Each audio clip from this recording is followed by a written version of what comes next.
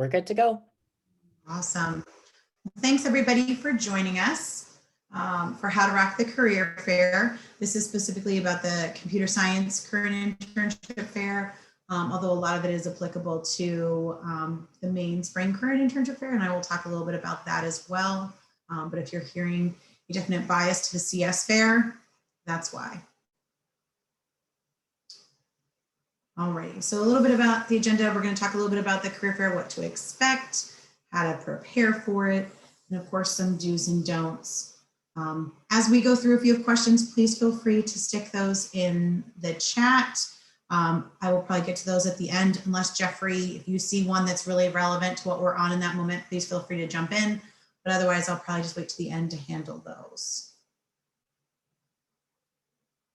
All right, so before the career fair, you know, right now we're a week out, you have some time to prepare and think about things. You might have heard about a 30-second commercial, or it's also sometimes called your elevator pitch.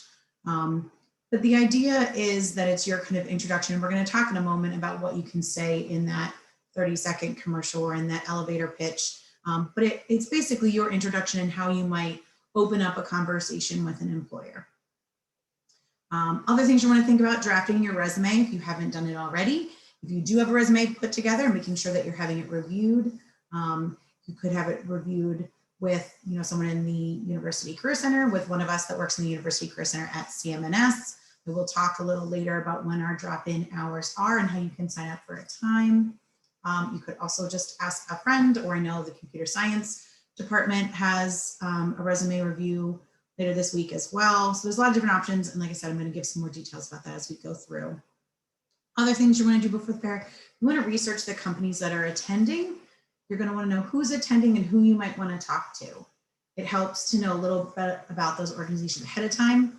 Chances are you know some of the big companies that you expect to be at the fair, but we also get organizations that maybe aren't as well known. So knowing ahead of time and checking out that link to the career fair ahead of time, knowing who's coming so you can do a little bit of research, see what positions they have posted in Careers for Terps, what are they hoping to hire for at that event or hoping to set up interviews for.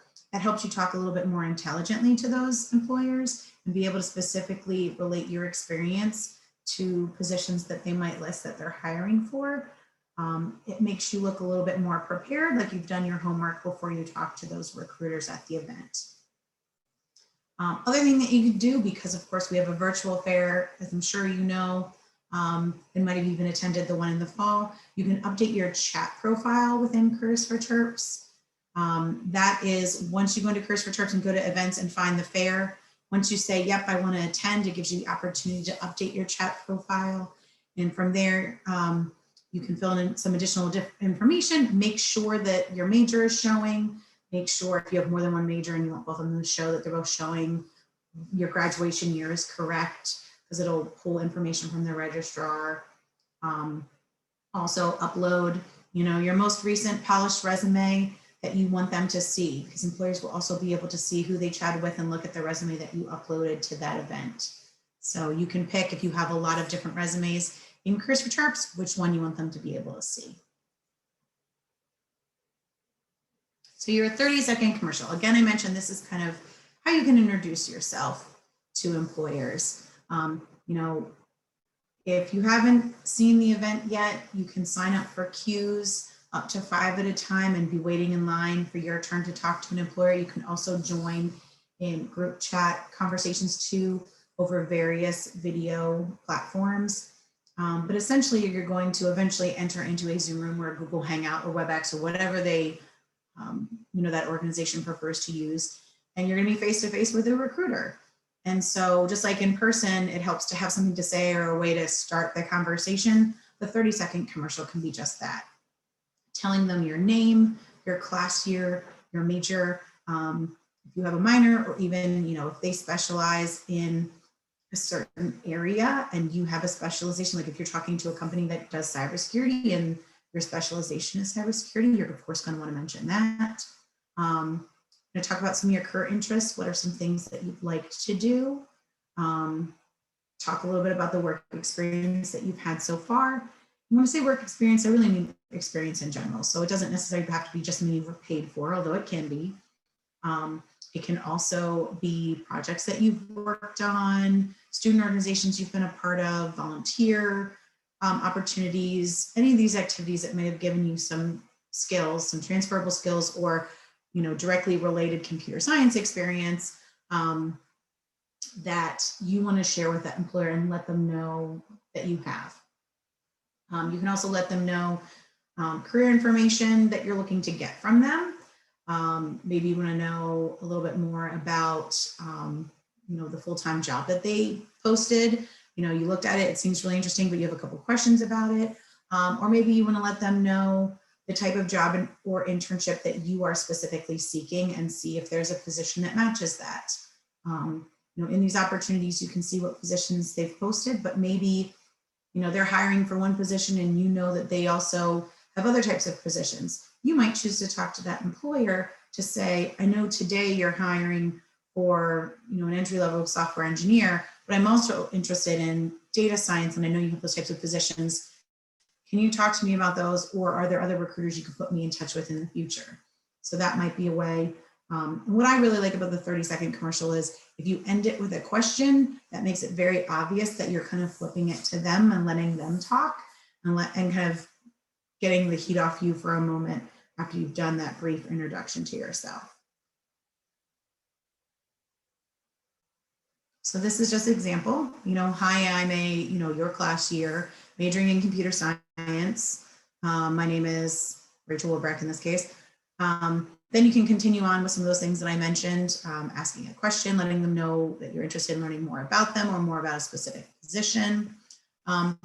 Be prepared to answer some questions they might have of you. It shouldn't be anything too difficult.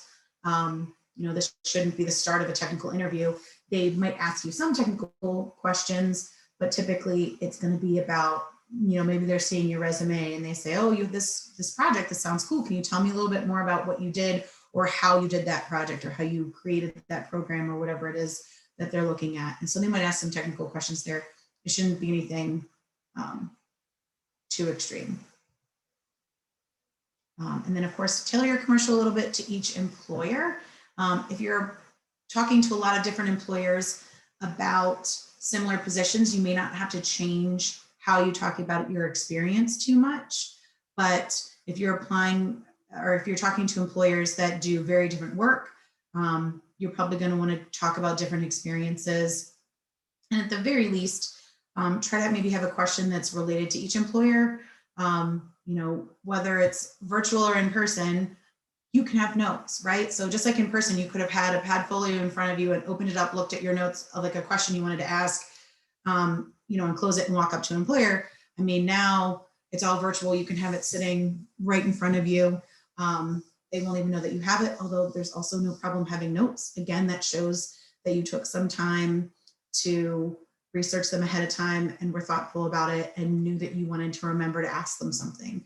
It's not like they're going to see that you wrote down the question and, dock you points or anything like that, unless maybe you do that and then it's a really terrible question, which by terrible, I mean something too generic. Like if you ask them something that you could easily find on their website, or if you ask them a question that shows that you didn't do too much research, that could just kind of hurt because, if you ask a simple question like what position are you hiring for, and you could have found that on Careers for Terps or in the, in the notes as you're looking to apply to them, that could just show that you didn't do as much research as you could have. All right, so standing out from the crowd or sticking out from the crowd. Be you when you talk to employers, be honest and be, unique, talk about your experiences, remember to stick out for the right reasons. When I say stick out, it's, impress them with all the experience you had, not just, they remember you as the weird one who, whatever. So it's not just being memorable for being memorable's sake, but in the way that's related to what you're trying to do and what's related, in a career atmosphere. So, it's not singing your resume to them, unless they're maybe a music company, maybe that would be relevant, right? But being able to talk about your experience and being memorable because you have some really great experience in your background is a great way to stand out. Remember that, you know, as a computer science major or as information science or any of the other majors that might be on this, if you're talking about class projects, that's great if that's a way to show your experience, but your classmates have, if not the exact same projects, similar projects, right? So that's not going to help you stand out as much as if you've had a side project or a personal project, or being able to talk about a specific to you experience that you've had. You know, if you are talking about class projects, try to find what makes it unique or how you did something a little differently than your classmates, or maybe you built upon an old project and made it better. But find those ways that make you sound, you know, just slightly more impressive than your classmate. And I know it's hard because everyone's trying to do that. How's that going to work? But finding the ways that you stand out and make you different from all the other people in your major are going to help you make an impression when they're thinking back after seeing lots of people, right? If you attend in the fall, you know, lines could be kind of long, so they're seeing lots and lots of students. So anything that you can do to make yourself stand out in a positive way is going to be helpful to you when they're thinking about, okay, of the 100 people we talked to tonight, who do we want to bring back for an interview? Because you want it to be you. Okay, so we aren't in person, we're virtual, but of course they can still see you. So I talk a little bit about appropriate appearance. If you've ever been to any of the CS fair, whether it's virtual or in person, you probably know it's a little bit more relaxed. You do not have to show up in a suit. In fact, in most cases, showing up in a suit would hurt you more than help you. But know the company. Most companies are going to have a relaxed culture, so they don't really require formal attire or anything like that. But again, you know, they may not be able to see the lower half of you, but making sure that the top half of you looks appropriate. So, you know, preferably your shirt doesn't have holes in it, or it's not, you know, dirty. I'm a mess when I eat sometimes, like, you know, dinner spaghetti can show up on the front of my shirt. If that happens at lunchtime, you're not going to wear that same shirt, right? So it's like, it's silly stuff that you know, but it's just a reminder. Don't wear a t-shirt that might have a competitor's name on it. So if you got a free shirt at the Google event last year, you know, pre-pandemic, that might be great and Google might think it's awesome.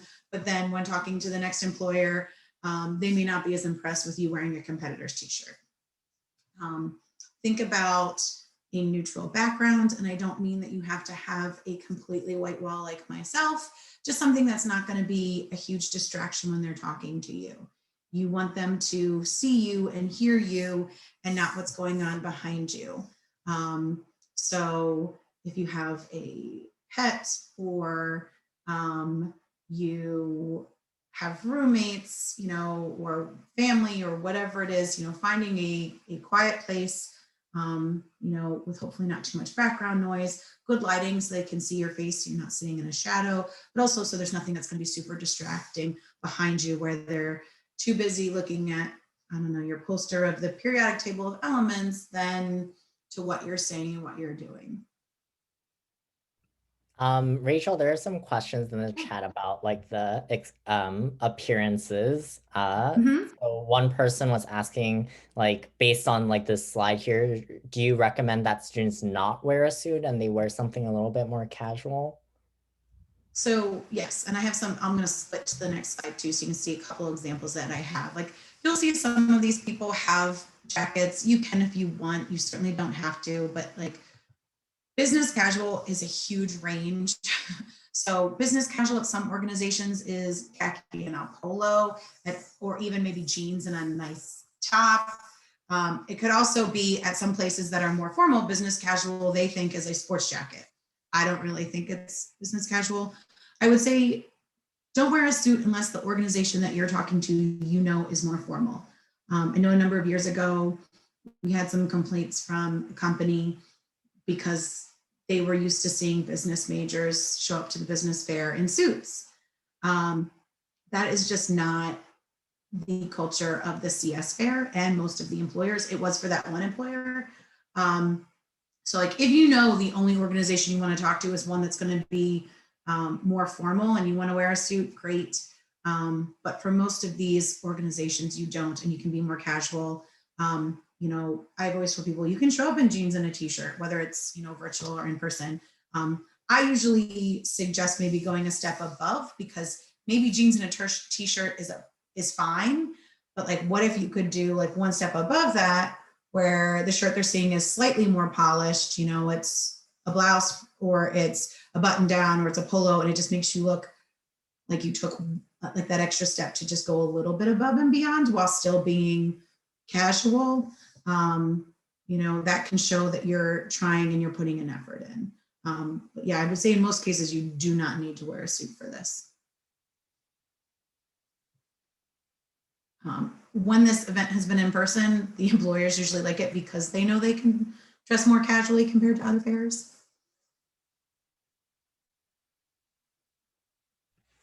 I think there's also another question that's semi-related to Sure. appearance. I guess like with some people with this virtual environment, they might be wearing like headphones or like earbuds when they're on calls with people. Someone is asking, is there a difference between, should I wear like headphones or, whether ones that like go like all the way across the head and like, cover your ears completely, or ones that like get plugged into your computer versus like Bluetooth wireless earbuds?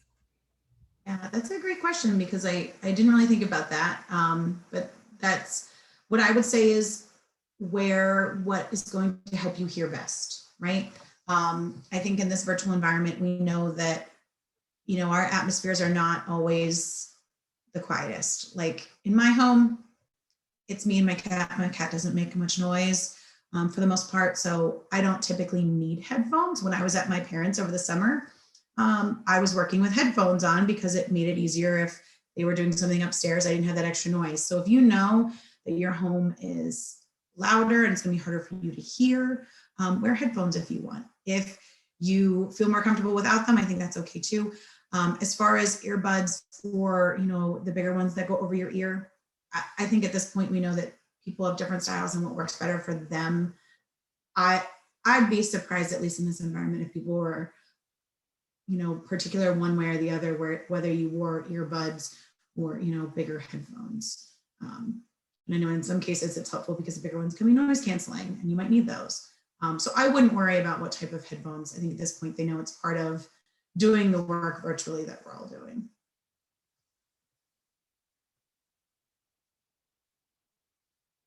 All right, so because not all of you may have participated in the fall virtual fair, I know that a virtual fair is new to most people. So I do have a brief video. It's about 2 minutes that I'm going to show and share because it helps to show you how to use the system in Careers for Terps if you haven't participated in any of the fairs yet. And then we'll get back into slides.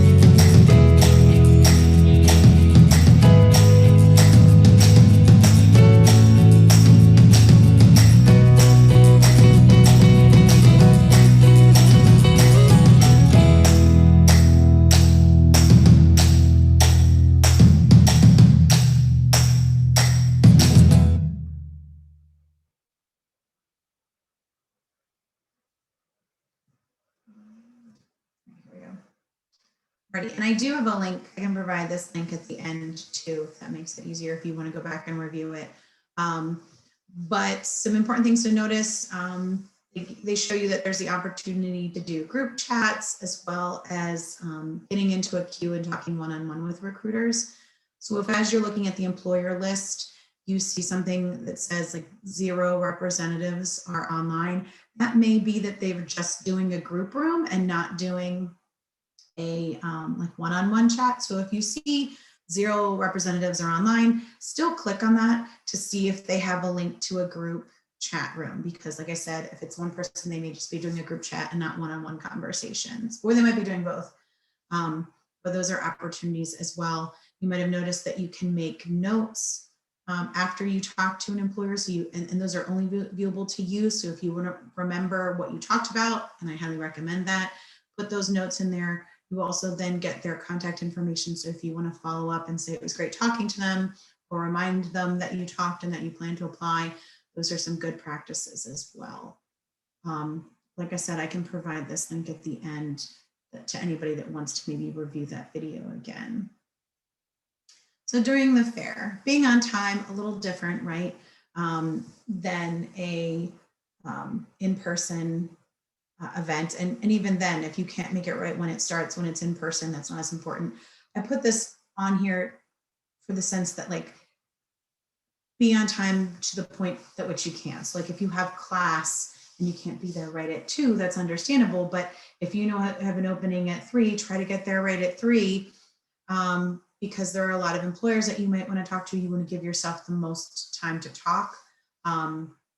As you see, they give you an estimated wait time for those queues. For companies that are more popular, more competitive, those lines can be very long. So you want to give yourself time to be in that line and be waiting before your time is up and you can talk to that employer.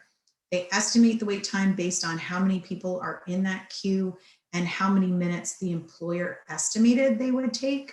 So when they sign up, they might say, we think we'll talk to everybody for 5 minutes. And if there's 2 people in line, they'll say it's about a 10-minute wait. But if they're taking 10 minutes, even though they thought they'd only take 5, that timing doesn't change in real time. So it's not going to adjust when they see how long they're actually talking to people. It'll still just go by how many people are in the queue and how many minutes they waited. So giving yourself more time is really helpful. You also saw that you have the opportunity to update that chat profile, which I talked about earlier, and uploading your resume. So if you haven't done that beforehand, definitely do it at the start of the fair. Make note of the business card information if you're in a group chat and they give you that information. But also you saw that you have the opportunity to save that from the video that we just watched in the system and pull it directly from the employers that you've talked to. If you get admitted from a queue,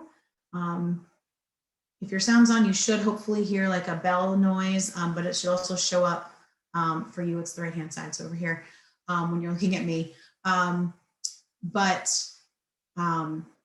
If you miss, if you step away and you forgot to change your status to, busy or stepping away from the computer, then if you miss them, they will show up in your list as having missed them, and you can still then send a message or reach out to them. But basically, once you are in from the queue, you will be able to click and it will take you to their instructions on how to talk to them. Each employer can use whatever platform they want. So in some cases, they might say, you can call in through Zoom or you can call in through WebEx, but they will give you that information and how to best reach them. Be ready to answer any technical questions that a recruiter might ask. As I said, it shouldn't be too highly technical, but they might ask you some technical questions about the work that you've already done, or if they see that you have a lot of experience in one programming language, they might push a little bit to see what exactly you can do or have done. Be prepared to share your interests with them, accomplishments, goals, other things, going back to that 30-second commercial or that elevator pitch. Be prepared to talk to them a little about yourself and your experience, and explain why you think you might be a good fit, for that particular organization, or why you're interested in them and the positions that they have. Rachel, I had a question about the group Zoom calls they like to have, some companies. So, I've been invited to a few of those group Zoom calls for companies, but I don't know if it's worth my time because if it's one-on-one like the fair, you actually get to speak to somebody. But sometimes you don't even get to speak to them; they just give a presentation at the group Zoom calls. So, is there any purpose in that in the group ones? So I think so. I think for one, they might be presenting, but they might present information that you don't already know, or they might give you advice on best ways to apply or what they're looking for. Some of those group conversations, if you're the only one who's in there in that moment, or you're one of two people, it's like having a one-on-one conversation. Like if you want a one-on-one conversation and you can get in the queue, absolutely. But I think it can also be important for some of those organizations that maybe have a group room and they have a long line, like getting into that group room might be another way to reach them and ask a question. Typically they'll present, but they'll also ask if people have questions. And so that might be a way to get your question answered. And maybe a little harder or feel more uncomfortable to like give your pitch if there's 10 other people in that room and you may not be, you don't want to monopolize the group room or the group chat. But it can be a way to ask questions or get some more information. So may not be as helpful depending on what you want to do or talk about, but I think still appropriate and still helpful. Okay, thank you. Mm-hmm. Right, so after the fair, again, you saw that you can follow up with recruiters. It'll give their contact information. I think it's helpful, though not required, to send an email to anyone that you talk to, letting them know that you really appreciated their time that they took to attend to the fair, maybe mention something that you talked about or why, remind them why you think you might be a good fit. This can be a way, again, to remind them who you are and that you spoke to them. So again, if they've talked to a lot of people and you are one of the few people that takes that extra step to reach out with an email and say thank you, that's going to make you a little bit more memorable than the people that they talked to that they didn't hear from. And again, it can be a way to remind them of something you talked about, or if you forgot to mention something, you of course can add it there. You can also draw their attention that after you spoke to them, you applied online. It can, help remind them of your first and last name, and they might then go into the system and, look for your application. I'm not guaranteeing it, but it can certainly be a helpful way to potentially make another impression. Also prepare for the possibility that you could be asked to do an interview. In the days right after the fair, typically employers decide to do interviews. If you don't hear from them directly after the fair, don't infer that means you didn't or won't be asked for an interview, but there will be some organizations that will do that just in a few days right after the fair. So kind of preparing or thinking about the possibility that could happen is helpful. And then of course, keep searching and applying. It's great if you go to the career fair and you hear about a position, you apply for it, and that's the one you end up getting. But there are a lot of ways to find out about positions and apply to them, not just through the career fair. So have that be one way, but also follow up on other leads, whether that's connecting with, classmates who have graduated or applying on sites like Indeed or Dice or something like that, or other connections you might have. In other words, don't solely rely on the career fair. It is one of the ways that you can potentially find out about positions and apply, but not the only way. So some do's and don'ts, and a lot of these are reminders from earlier. Do your research, check out companies that you want to speak with in advance, know what things you might mention or why you think you're interested in them. That can be helpful when you're talking to them if they ask that question. Pay attention to social media accounts and what employers can see, update, and use LinkedIn. I don't mean that just in a scaring you, don't post bad pictures. I mean, we've been saying that for 15 years now, right? I mean it more in like, are there good ways that you can be using these accounts? If you really love Twitter and you're really active on Twitter and that's where you share articles about, hot topics or things that are trending in your industry, that can be a way that they can find, your name if your Twitter account is related to your name. And see, some of the things that you're posting there, or if your LinkedIn has, you're involved in certain organizations, or they can see that you've updated it with your latest projects or past internships. Those can be ways for them to find additional career-related information about you. It's not just a scare tactic, I promise. Be sure to follow up, of course. Mentioned this earlier, write interesting facts or anything to remember. In person, it would be the back of the business card. In this case, you could use the notes section of Careers for Terps in the fair. Don't forget to upload your resume. And of course, don't forget to practice your 30-second commercial. I don't know if anyone has ever, used the 30-second commercial, but it doesn't flow off the tongue super easily the first time. It takes some thought and some practice. And I don't mean, grab your roommate or your brother or your sister or your friend or somebody and say, hey, I want to practice 30-second commercials. You absolutely can do that, but you don't have to. I mean, think when you're in the shower and go, okay, what would I say? Or, whenever you have a free moment, you're walking across campus, if you have an in-person class, or in those couple of minutes when you're trying to fall asleep or wake up in the morning, think about what are the things that I would say, or what would I like to tell a potential employer? It doesn't have to be something super formal, a mock 30-second commercial, contest with a friend or anything like that. Although if you do that, let me know, because that would be entertaining. All right, so we are going to get to questions in just a moment, but I want to share some of the events. I can realize that I obviously copied this from the last presentation because I have this event as one of the upcoming events, so that's helpful. But we have Career Fair Prep drop-in hours, and they are actually times that you have to sign up for, just because of the way campus has changed some of the Zoom requirements. I can't keep people in the waiting room anymore if they're UMD. So we've actually have 15-minute time slots. And as you can see, you can go to Careers for Terps, which if you haven't been there before, is just available from careers.umd.edu.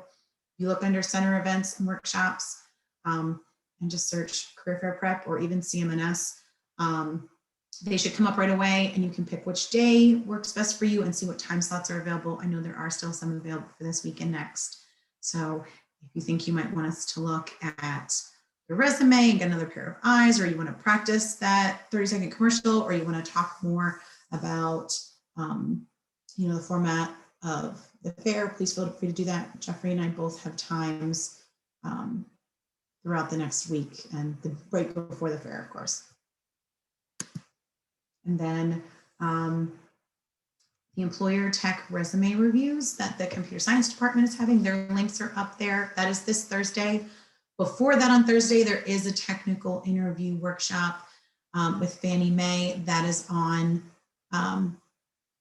our careers event calendar. So if you go to our website, careers.umd, you can see it right there under Spring Career and Internship Fair. The link is there as well. You can sign up for the technical interview workshop as well. But again, just a reminder, we have the Computer Science Career and Internship Fair, which is, a ton of employers just looking for CS majors, but we also have 2 days of the Spring Career and Internship Fair. It is open to all majors. So yes, every employer won't be,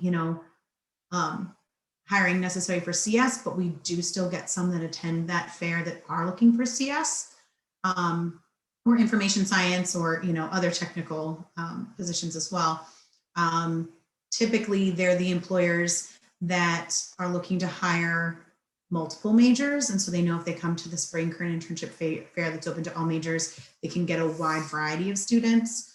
So sometimes they choose to do that versus going to the CS Fair and the Spring Fair, because of course there's costs associated with those. All right. So again, just a reminder of the dates for these. If you go to the events calendar, you will see information, the employer listing. There's the overview video, I think is the same one that I showed. They also have some Prepare for the Fair website pages that link to some of our drop-in hours and things like that. And they have a student instruction guide, which I also have a link to that I can share in the chat when we finish as well. And you will need to RSVP for specific days. So if you're coming to the CS Fair or you're coming one or both days of the Spring Career and Internship Fair, you're going to RSVP. It's a different link for each day. Okay, so I've been seeing the chat blinking, so I'm going to switch to that and start pulling up some questions. So my apologies as I scroll backwards. On the website, when you filter companies by what class levels they're seeking, is it current or rising? Typically it's current. It is going to be dependent on how the employer perceives that question, but lots of times you can also tell by the way they word the description. So that can be helpful as well. But typically it's current. Should we have a webcam? I think a webcam is helpful, whether that's the one that is in your computer. Like mine is, the one that's, in my computer. I don't have a separate webcam, but I would have some way of showing, your face if you can, if you feel comfortable. If not, at least have a microphone, whether it's in your computer or if you need an external one, do that. But they're going to at least want to be able to hear your voice at the very least. Correct, you don't need to wear a suit. Headphones or earbuds, I think, are both fine. These slides, if you would like the slides, shoot me an email, I can send you slides, but we are recording this. And so the recording of this will be on the YouTube page, UMD Career Center. Oh, and Jeffrey said that right after I did. I missed that. Okay. We talked about group Zoom calls. Would there be any consequence for joining multiple queues at once? Oh my gosh, great question, because I should have said this. And what if we get accepted into 2 rooms at once? Sebastian, thank you for reminding me. I thought of this and then promptly forgot while presenting. No, join as many queues as you can. And I believe that's 5. The system is set up so that if you are in 5 queues and company A pulls you in and you are in a chat with them, the system is set up such that all the other queues that you are in, you will be seen as busy. So they won't, so if your turn comes up, they won't be like, oh, hey, here's this other room, even though you're in, with company A. What it'll do is it'll basically put you on hold. So once you're done with company A, if you come up then and you're the next in line for company B, you still have your same place in line, and then you will be asked to join company B. So, if you are talking to company A, it might skip over you a couple times, but you'll still kind of keep your spot in line. So it's not like it'll put you at the end. But yes, there's definitely an advantage for being in as many queues as you can, just because different companies will move at different speeds and you could get, called in from one before another. But you don't have to worry about, being in one and then another, asking you to join. All right, thank you. Yeah, absolutely. Thank you for reminding me that question. What are good things to research about a company? What's the best way to do this research? So some of that information they're going to put into Careers for Terps. They're going to talk about it in the position descriptions. Go to their website too, and not just, the front page of their website, but digging down, find their careers page, find their HR page, their about, look for the stuff that they're bragging about, because that's the stuff that they want people to know. And if you bring up the stuff that they're bragging about, that usually makes them feel good, because, it's usually something that they think is impressive. So if you also point out that you think it's impressive, that can just kind of stroke their ego sometimes. But also, looking if you want to, you could utilize LinkedIn to see if they, usually you can follow different companies there. You can also see if you know anyone that works there that can maybe give you some insight. Maybe friends have had internships there that can kind of share some information. But just kind of look around and see what you can find. And, you don't have to know the ins and outs. They know when you're applying that you don't know everything. You just don't you don't want to ask a simple question that you could have found very easily on their website. And someone's adding on what might be some good questions. Perfect segue. Are only better questions to ask ones that expand. I mean, I don't think they all have to necessarily expand on opportunities, but I think the ones that get it more details can be better. So things that you often can't see from the website, company culture. If you're talking to a person that would be the supervisor for this internship or this full-time job, what their supervisory style could be a question. Also could be one that you save for an interview. If this is a program where they have a lot of different locations, asking about how they select who goes to what location. or if it's a rotational program, how often might you get to move around, or how do they decide, like if this is an organization that has positions working in a lot of different areas, how do they decide or how do they prioritize who gets to do what work? Those can be some questions. It could also be that you tell them, this is what, this is what I understand about the position so far. Is there anything else I should know? It can always be something that's kind of open-ended like that as well. How lethal is it to ask a general question? I mean, it's not like if you ask a general question, it's going to immediately throw you in the no pile or anything like that. I think to some extent they expect the general questions too. But I think if you want to go above and beyond and really impress them, asking the better questions can just, again, be a way to make you memorable in a good way. Advice for someone with low or no experience.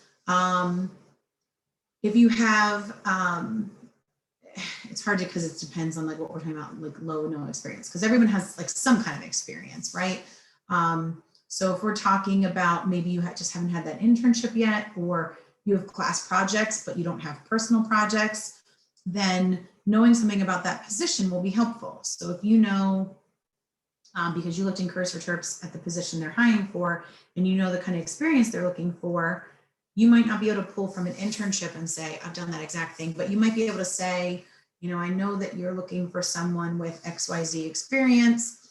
I did a lot of that in my such and such class. We did a project on this, giving them what you can. Or if it's that you don't have direct experience, but you've used that programming language, talk about that. Talk about maybe some of the soft skills that they mentioned. Like if they say, we're willing to train somebody, but we need people who are, team players or good communicators or whatever it is, pull out those experiences or those times, even if they aren't related to CS, like maybe you were a server. And so working in a team environment as a server was really important, and how you showed that experience. Or if it was communicating, maybe it was that as a server, you trained other servers. And so it was really important to be clear about what they need to do and to teach them in a way that made sense. So pulling out the experiences maybe that are less technical, that could also be important to show, would be another way to talk about the experience that you do have that isn't as CS related, but also like pull from classes if you need to, or talk about, if there's a specific language that you don't know and haven't used, talk about why you think you'd be able to learn it quickly. If they're willing to train you, talk about how you picked up another language quickly, or you decide, whether that was through a class or you decided to teach yourself another language, and, with a little help, you felt like it came to you easily, so you think you'll be able to pick up this other one. Whatever it is, find the things that are going to relate and talk about those. If I refresh a page by accident, will I be removed from the queue? You shouldn't be, no.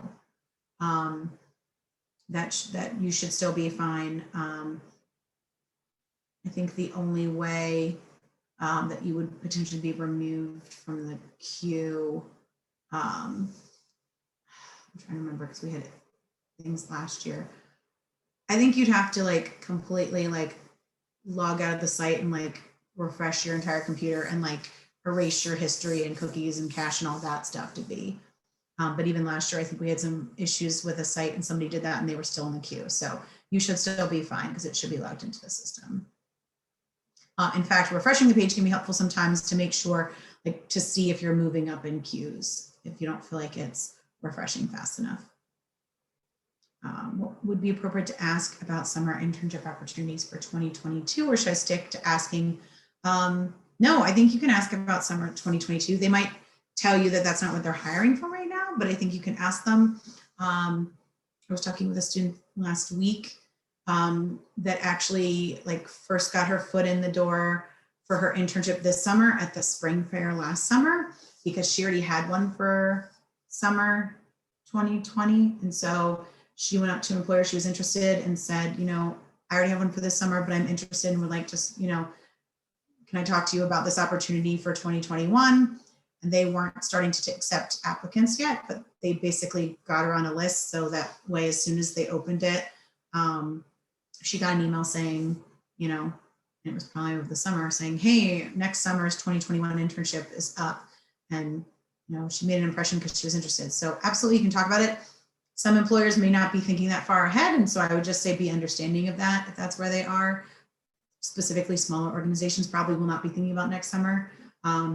You can still ask them, and, you know, they may just say like, hey, let's wait until after we get who we need this summer. But no, it's totally appropriate to ask, just kind of take cue from how they respond to it. Rachel, I'm getting Yeah. a couple of questions or private messages from people saying that when they're trying to register for the CS Career Fair that they have no access to the page. Do they have to email you in order to get authorization for that? Yes, that's great. So I don't know how, but for some reason, some CS majors were missed when they sent the invite. So if you send me an email, and you can see my email up on the screen, and let me know, give me your name and UID number, I can go into the system and I should be able to, I can invite you, assuming that it's one of the majors that CS has approved to attend, which at this point is CS, information science, some engineering. I'd have to look at their list, but we can make sure that you get invited. Should feeling underqualified discourage you from applying to a job? For example, you have some of the skills required, but perhaps you are lacking in others. No. So if you are looking at a position where you have none of the requirements, yeah, maybe don't apply to that one. But sometimes employers have certain requirements or qualifications they're looking for. Sometimes it's a wish list.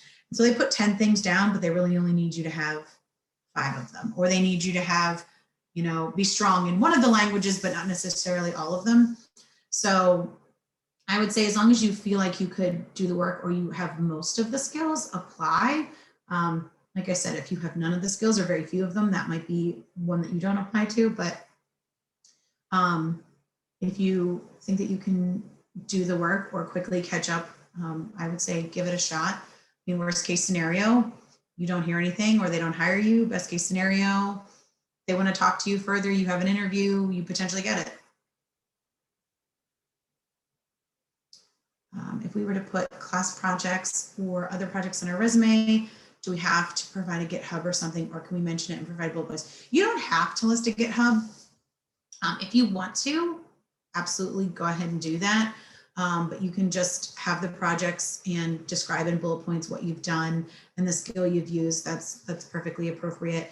And I would say, even if you're using a GitHub, having them on your resume can be helpful, because not every employer or recruiter is going to take the extra step to go to your GitHub necessarily if you list it, where if they can see the projects and see those bullet points on your resume, you know that they're looking at your resume, they're potentially going to see it.